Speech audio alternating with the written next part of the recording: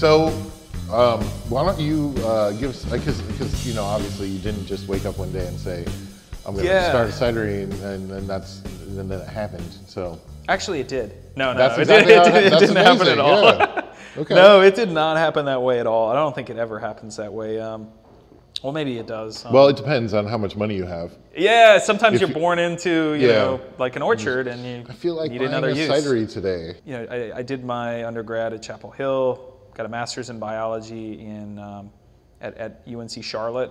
Okay. My background in microbiology, molecular genetics, that really kind of, you know, steered me in the direction towards homebrewing. I've always loved homebrewing. I've been avid homebrewer for about 5 years. Well, actually, 5 years. I said that 2 years ago. So it'd be about 7 years now. And then making cider, I've been making cider for about 3.5, 4 years now. So yeah, it was one of those things where you know, my background really influenced me to kind of go in the direction of home brewing. I loved it. It was just something that always intrigued me. Right. Playing with microbes that can make a product that, you know, the yeast are awesome. Is great. Yeah, they can make. They're so versatile. So you know, I just always loved fermenting, and so I took a position up at Harvard Medical School in Boston, worked there as a researcher for about 4.5 years, where that was part of my daily job, was doing fermentations with you know, microbes and and purifying proteins and things like that. And you know, so making cider sounds like a lot more fun. Yeah. Well, so that's really where it all happened, was in Boston. You know, during my time there, there's just so much going on there, and there were so many influences coming in. This was maybe a year after kind of Reverend Nat had started up on the West Coast in his garage. Some of the orchards that are in Western Massachusetts, you know, started looking at cider as now a new value-added crop. And so I think one of the things that... Well, they're able to juice the apples that may not be as aesthetically pleasing. Yeah, absolutely. So something that may not go as market, you can always turn to juice and make into delicious cider. It's absolutely right, yeah. Yep, and because, yeah, you couldn't sell it on the grocery market. No one's going to pick up a scab or a fire blight apple and be like, what is this? But yeah, you can do that, and a lot of these orchards really took quickly to that idea because they had to. The property taxes in Massachusetts, anywhere in the Northeast, are skyrocketing. And so they really had to figure out, how do we make more income out of what we've got? And so the idea was, let's make cider. Because in New England, there are tons of old English cider apples there. So a lot of heirloom varieties of apples. And so they really wanted to get into making more of these traditional sorts of ciders. And there was one in particular, though, Bantam cider, that started making modern American hard cider. It was very much on the edge of traditional cider. They were one of the first people on the East Coast to take a step over and say, you know, we're gonna add honey to this, and we're gonna add like a little bit of spice to it, and we're gonna do it a little different. And you know, but that, for me, that was the first time I'd ever tasted something that was so dramatically different than mainstream cider. So before, I had had Woodchuck, Angry Orchard. You know, there's nothing wrong with them, but for me, they just weren't my favorites because they were just a little too sweet for me. And you know, this was something that was more dry and had a lot more going on. It was, you know, a lot of different flavors to it, and so that really, you know, kind of instilled in me this you know, desire to make, you know, different things, different types of ciders, and so that really steered me in the direction. And it's kind of at the same time I was applying to PhD programs. A lot of the postdocs in the lab were like, you need to go back and get a PhD, you know, to get anywhere. And so I was like, all right, okay. And so I had applied. First year I applied, I got rejected everywhere. It was bad. And then the second year I came back and applied a bunch more places. I'd got a lot more publications out, patents, things like that. And then I got in everywhere. And so it was a difference of a year that, you know, really it made the difference of everything. But in that 1 year, I had talked to one of my best friends, John Clowney, I'd known from middle school. Right. And it was towards the end of that year that really changed everything in my life. We started talking about starting a business in North Carolina because, you know, we really didn't want to, my wife and I were getting we were getting tired of Boston, but we just got tired of not being able to afford Boston. Right. And so, you know, we started considering this option of coming back to North Carolina, and he was like, well, you do microbiology, you've been home brewing, you know, we could start a brewery. And so, you know, we tossed that idea around for a little while, and then ultimately we were like, no, let's start a cidery. This is something that is very new. It's kind of on the cusp of what's going on right now on the East Coast. On the West Coast, there's a few places doing it, but no one's really doing it, you know, especially in North Carolina. At the time, there was maybe, I think Noble was really the only one doing it. Urban Orchard was sort of just getting set up as well. And so when we launched, you know, we were, I think, the third or the fifth cidery in the state. There weren't a lot making kind of modern American hard cider. And so, yeah, I turned down the PhD program at Harvard to go to join the PhD program at UNC, because that gave me the opportunity to really come back here and have the dual opportunity of joining this research program and also trying to start this company.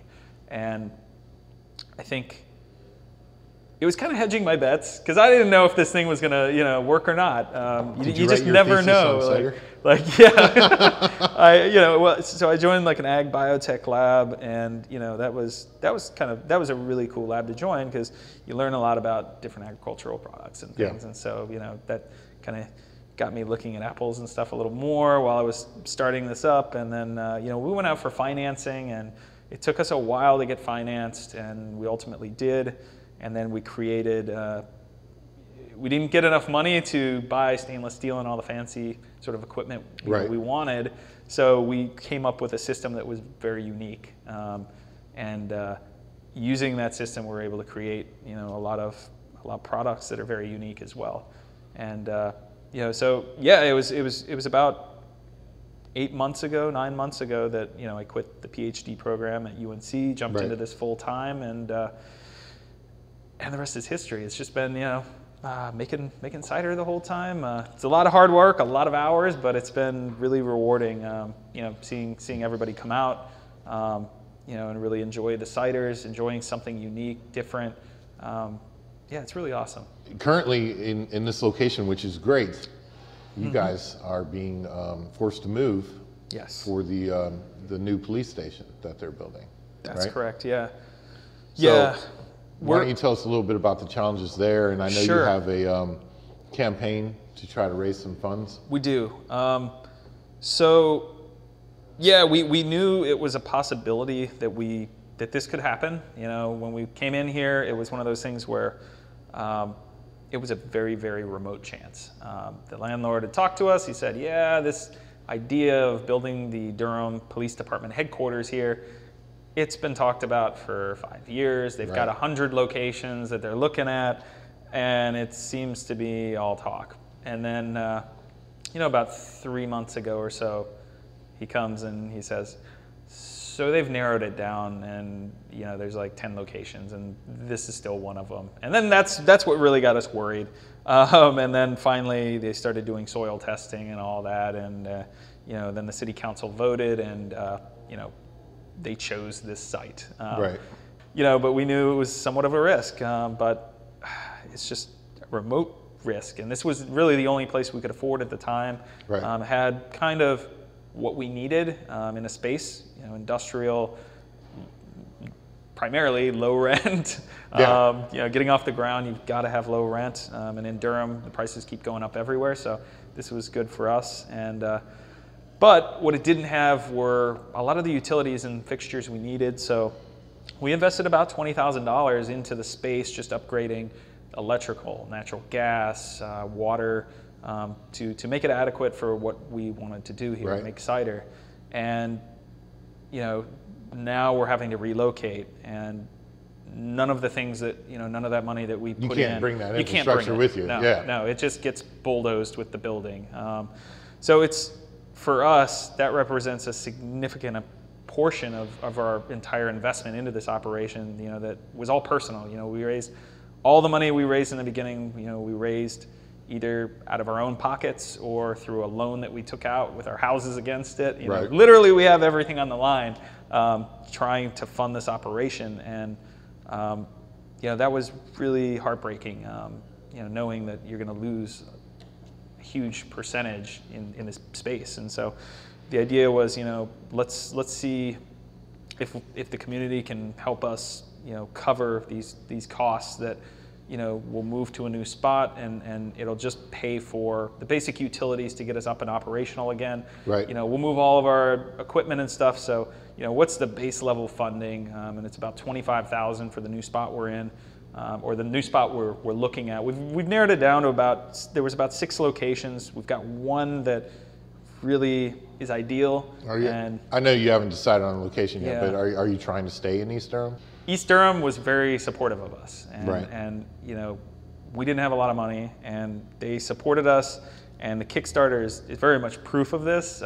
We've raised $20,000 so far of the 25 we need, and I think East Durham has been very good to us, and we see there is a lot of possibility in East Durham. It's not as developed as West Durham. It's not, there's not as much money being invested in it. I think some people even look down on East Durham, and so I think that's more reason that we need to stay in East Durham to, help with some of the revitalization that's Right. going on there. And I think if more businesses, focused on East Durham, then I think people's perspective of East Durham really would change. Right. There are a lot of great little restaurants that have been around for generations that, little family-run places that, they have not been to, JC's Kitchen. A lot of people would never venture out to JC's Kitchen right down the road from us. Yeah. And they're fantastic. Oh, they've been here forever too. Yeah, so we're, the Kickstarter is up and running. We are looking to stay in East Durham. We will definitely stay in East Durham. And I think we are on track to be successful and be funded. We still need more support. We're about 5,000 away from that goal, but things are looking very positive. We do have some stretch goals as well. Like, it would be amazing if we could fund more than just bare bones. Right. So. Well, what date does your campaign end? I believe it's ending on the 28th or the 29th. Yeah. Just, do it now. Yeah. Don't wait till the last day. But yeah, we've got some stretch goals in mind. We've got some great rewards on Kickstarter. We've got one that's like kind of out there. It's if someone is willing to give us, we believe so much in this company. We got so much already on the line. Right. That if someone gives us 10 grand, we're all going to get tattoos of the logo. And so, I mean, that's permanent. Like, if this thing. So if someone gives $10,000 to your Kickstarter campaign, now are these on your foreheads or? No, we get to choose where they're located, but okay. It's one of those things where, at the end of the day, it's permanence. If this thing crashes and burns, then we're stuck with a tattoo of Bull City Ciderworks on us for the rest of our life. So. It's a horrible reminder. Yeah, absolutely. So no, it's very serious. We know it can be a success, and we know that just from the tremendous feedback we've gotten from the community that people really want us to be here and to stay here and continue making cider for a long time, and they want more cideries. I think that's been the word as well, as more cideries is phenomenal. We really embrace it as well. The world really can't have enough alcohol. No. in various forms. Yeah. All throughout, the flavor spectrum. Yep. So. A lot of people call it competition, but competition creates diversity, and it fosters creates better. Yeah, absolutely. Yep. Plus, I don't think you have to worry too much. Some of these ciders are amazing. Awesome, thank you.